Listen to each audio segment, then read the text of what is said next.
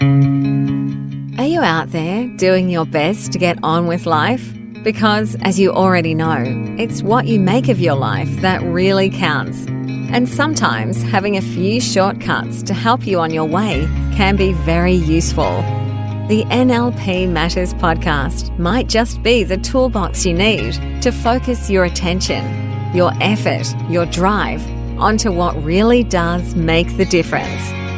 Built on the foundation of Neuro-Linguistic programming, the NLP Matters podcast offers proven recipes you can use to create and sustain your life your way.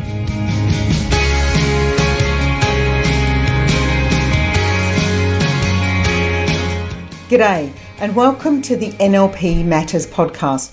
I'm your host, Jo Clark. In our last episode, you may recall I introduced the NLP Five Principles for Success. These are the strategies that successful people have in common, and together they provide all of us with a roadmap to achieving our goals and dreams. Today, our focus is on the first of these principles, knowing your outcome, because this is the place we all need to start from on our way to achieving success. In episode 10, I spoke about how we can study the shared patterns that successful people have. And then using NLP modelling techniques, we can accurately model them and create results in our own lives. Remember, people who have success in their own lives, on their own terms, all have a clearly defined purpose. They also have a clear plan to achieve it, and they have a passionate desire that drives them to reach their goals. Successful people also demonstrate to us what is perhaps the most fundamental component of building success, and that is following the proven recipe which, fortunately for us, has been studied, analysed, modelled and recorded as a powerful NLP technique called the Five Principles for Success. These principles are: number 1, knowing your outcome. Number 2, taking action, or as I prefer, taking massive action. Number 3, sensory acuity. Number 4, behavioural flexibility. And number 5, the physiology and psychology of excellence. Today, we will take a deeper dive into the first principle, knowing your outcome. Now, I can't stress enough just how critical this first principle is. So many people who come in for coaching initially either don't have an end in mind or can only talk about it in terms of what they don't want, what they want to move away from or escape, rather than what is their desired outcome, what is the thing they want to achieve. And because they are so focused on what they don't want, they haven't invested much time and energy or thinking and talking or even creating a clear picture of what it is they do want. In fact, we know that the average person spends more time planning holidays than they do planning their lives. So you can see how by not being very clear about what it is we want to achieve in our own lives, perhaps we could be missing out on a very important component. They can tell you who they don't want to be like, how they want to have more money than their parents because they don't want to be poor like them, or they want to lose weight because they don't want to be like they are now. But when I ask them, so what do you want instead? I find that often clients are stumped because they've never really thought about it before, and they start to see why they're having trouble achieving their goals. So it is critical that when defining our purpose or our goals, we can dream about it, think about it, talk about it very specifically in terms of what I do want. You need to have a clear objective and then can focus attention and effort towards achieving it. Hopefully, we can begin to see that our success is affected by the way we think and express our purpose and goals. It has a profound impact on the likelihood and the potential for us to actually achieve those goals. There are a lot of tools out there that we can use when it comes to helping us to set up really clear goals and getting a great focus on the outcome or the goal we want to achieve. Specifically, we want to be able to clearly express what will we see when we get the goal? What will we be hearing when we achieve it? What are the feelings we'll have? Externally feelings like touch and temperature and things like that, as well as what we're telling ourselves when we have the goal. It's essential to do this so we definitely know the outcome. Knowing what we will see, hear, feel, tell ourselves and tell others when we succeed is actually our evidence that we've made it, we've achieved the goal, and we've got our result. If we don't define our evidence for success, then there is a risk that when you achieve it, you actually won't even notice it. Have you ever been in that situation where it's kind of like you have a goal and you've achieved it and you're on to the next thing and the next thing without even taking that moment to pause and say, yes, I did it? Part of that can be that we're so focused on what we're doing rather than the outcomes we're achieving, we miss the fun of celebrating, and we wouldn't want that, would we? So our focus today is how to use some of the tools so that we can very, very clearly define our outcome. One practical tool that we could use to construct our purpose and our goals is the SMART goal framework. And of course, many of you may be familiar with the SMART goal framework. It's taught in some trainings and in many schools because it provides a simple, functional tool for constructing goals and outcomes.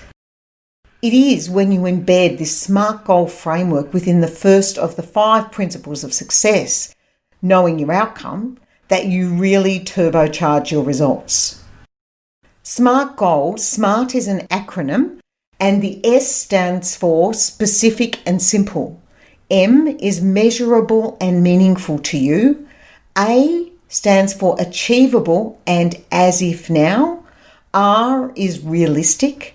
And T stands for timed and towards. And I'll explain those a bit more now. A specific goal, stated simply, has a much greater chance of being accomplished than a general or sort of fuzzy goal.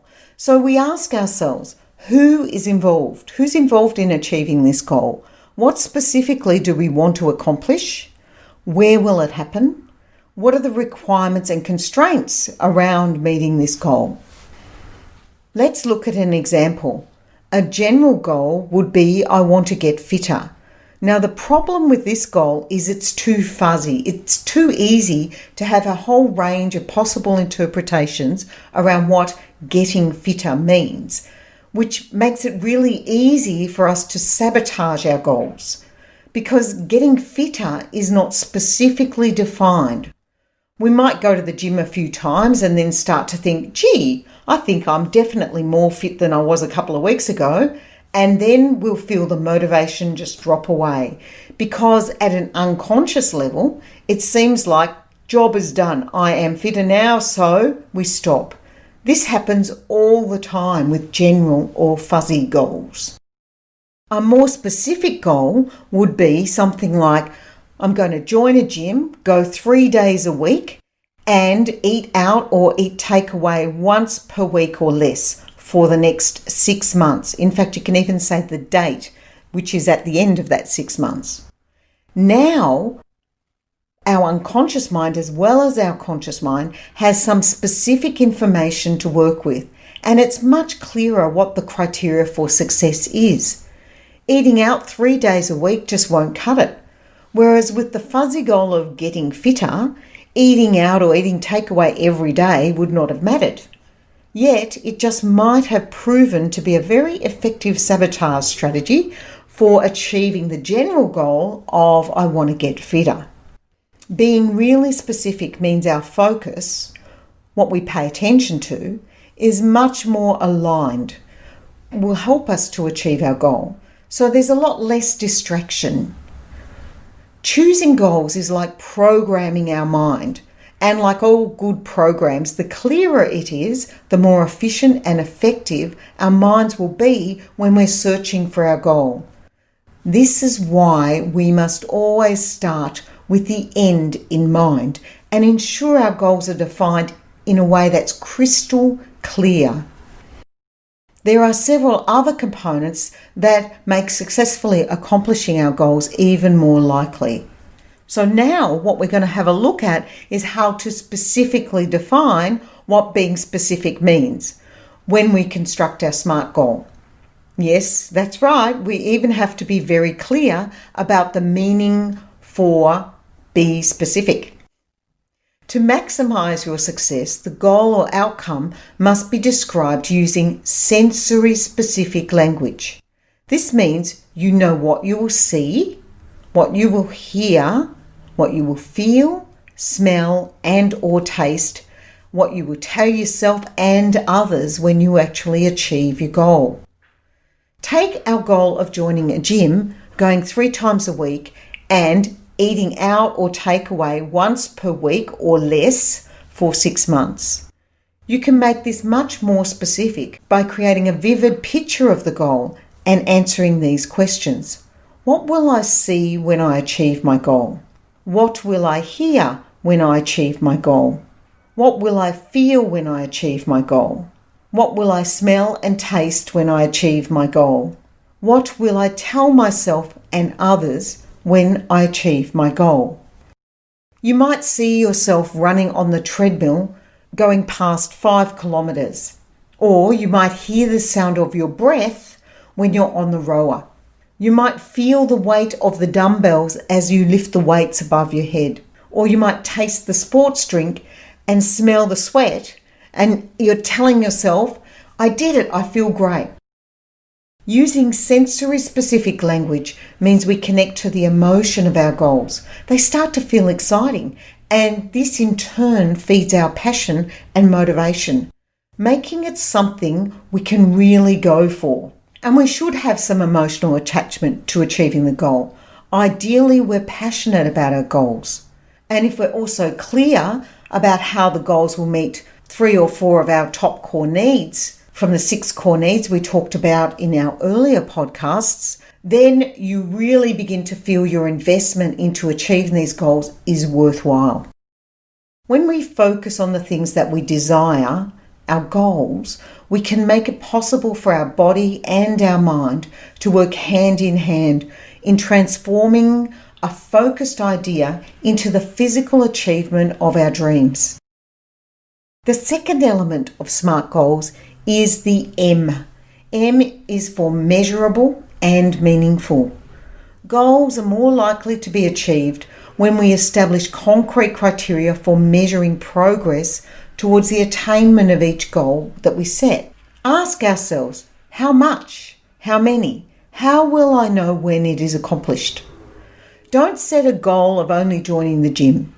Our goal should include going to the gym 3 or more times per week. Rather than setting a goal of eating better, set one that says eat out or eat takeaway once per week or less. And also ensure the goal is something that we genuinely want. It's not someone else's goal. We're not doing it for someone else.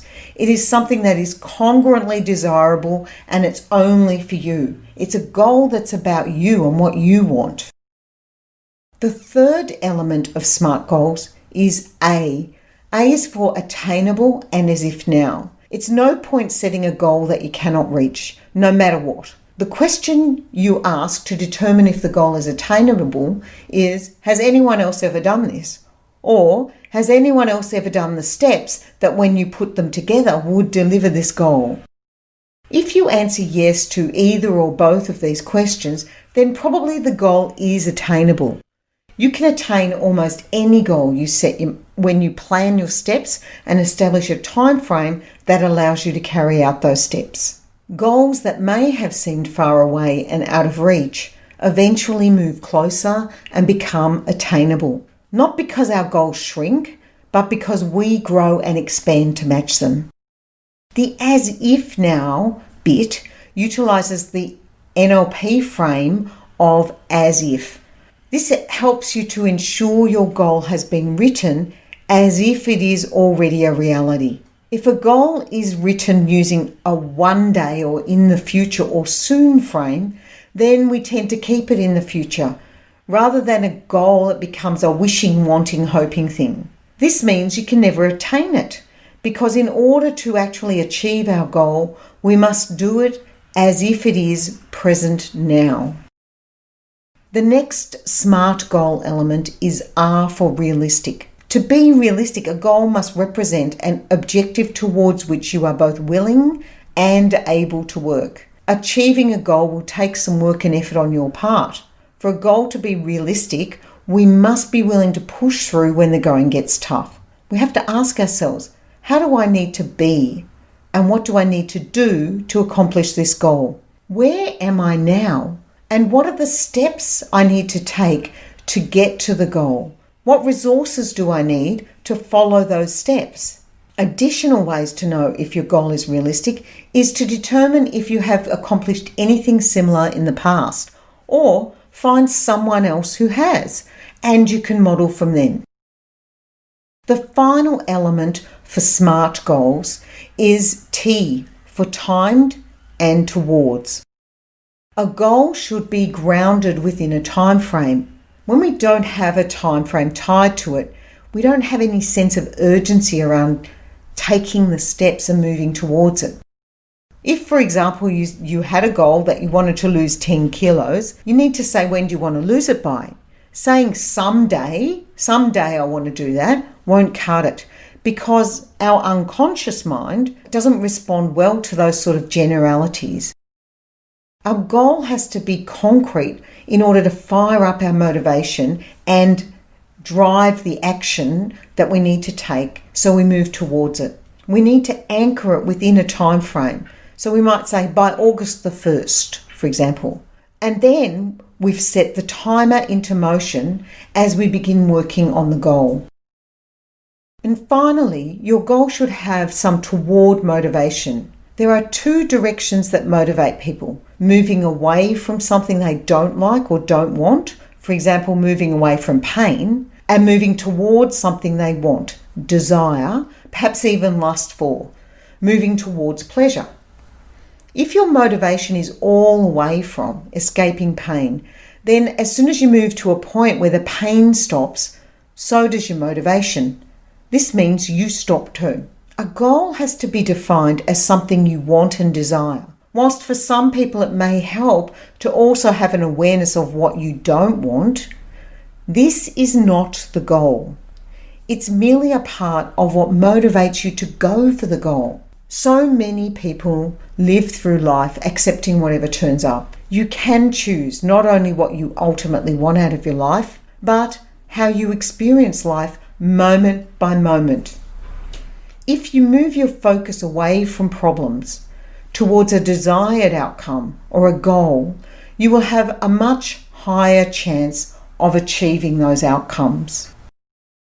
Knowing your outcome, starting with the end in mind, and getting really clear about what success looks like, sounds like, feels like, and what you tell yourself and others about it, is one of the keys to achieving success and realizing your goals and dreams.